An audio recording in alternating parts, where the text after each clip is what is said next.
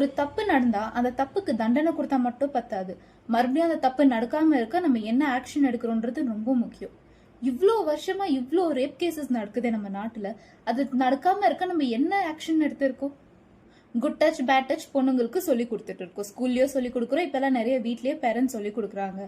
யாராவது தப்பான இடத்துல கை வச்சா வந்து அம்மா கிட்ட சொல்லணும்னு சொல்றாங்களே, அதுக்கு அந்த பொண்ணு ஃபர்ஸ்ட் அந்த சம்பவம் நடந்த இடத்துல அம்மா கிட்ட வரணும் இல்லையா? அப்பதானே அம்மா கிட்ட சொல்ல முடியும். இத பத்தி ஏன் யாரும் யோசிக்கல? இந்த 10 வயசு பொண்ண கொடூரமா ரேப் பண்ணி கொலை பண்ணிருக்காங்க. இது தப்பு யாருதுன்னு நினைக்கிறீங்க?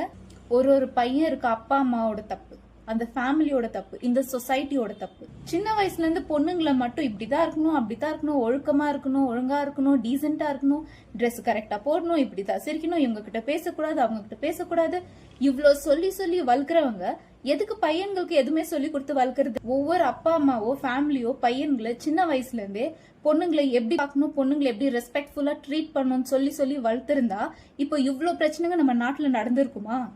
இப்போ இந்த பொண்ணை ரேப் பண்ணவங்களுக்கு தூக்கு தண்டனை கொடுத்துட்டாங்க. வண்டர்ஃபுல். பட் அதனால என்ன பிரயோஜனம்? அந்த பொண்ணோட லைஃப் வருமா? மறுபடியும் அந்த பொண்ணோட லைஃப் மறுபடியும் வருமா? அவங்க அப்பா அம்மாவுக்கு அந்த பொண்ணு கிடைக்குமா? இல்ல இதுக்கு மேல மறுபடியும் வேற ரேப் கேசஸ் நடக்காம தான் இருக்குமா? எதுவுமே மாற போறது இல்ல. எல்லாருக்கிட்டையும் தயவு செஞ்சு கெஞ்சி கேட்டுக்கிற, இனிமேல் உங்க வீட்டுல இருக்க பொண்ணுங்களை இங்க போவாத அங்க போவாத பிரச்சனையை அவாய்ட் பண்ணு. பொட்டு வச்ச அழகு, பூ வச்ச அழகுன்னு சொல்லி கலாச்சாரமும் அழகையும் திணிச்சு உங்க பொண்ணுங்களை இன்னும் டம்ப் பண்ணி லைஃபை ஸ்பாயில் பண்ணாதீங்க. ஒரு பொண்ணுனா தைரியமா இருக்கணும். பிரச்சனை வந்து அதை ஃபேஸ் பண்ண எப்படின்னு கத்து கொடுங்க. ஒரு பொண்ணோட பெர்மிஷன் இல்லாம எந்த ஒரு பையனும் அந்த பொண்ணு பக்கத்திலேயே வரக்கூடாது.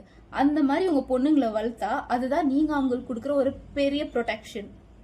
My dear girls and ladies, தயவு செஞ்சு உங்க வீட்டுல இருக்கிற அப்பா, மாமா, அண்ணன், தம்பி, ஹஸ்பண்ட், உங்க பையனா இருக்கட்டும், இல்ல பெரியப்பா, சித்தப்பா, யாரா இருக்கட்டும், யார் சொல்றதும் நம்பாதீங்க.